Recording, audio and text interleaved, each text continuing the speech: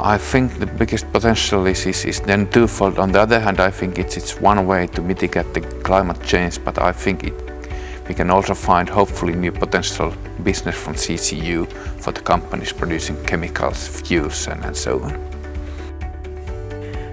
CCU has a huge potential to help with global warming. It's not a solution on its own, it's a solution in combination with reduction in production of CO2 and also carbon capture and storage. So it has to go hand in hand with the storage, but it has potential to make a really big and important economic contribution to the overall problem. Carbon capture and storage is going to be costly, and there's no way that you can avoid those costs.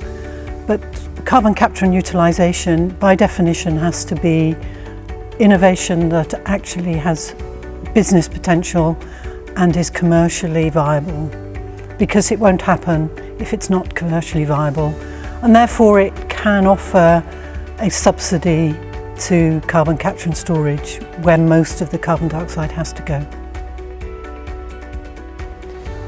So the biggest potential of CCU is related to the possible use of carbon dioxide, which is universally considered as a problem,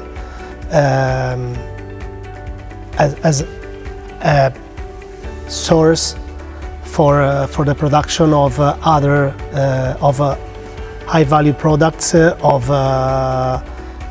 clean fuels, for example, or other kinds of products. And I think one of the most important application of CCU technology is the possibility to use CO2 conversion as a form of energy storage. So that's one of the most interesting application of the technology. I think CCU is really a unlimited, or carbon dioxide in the atmosphere from point sources is really an unlimited source, yeah?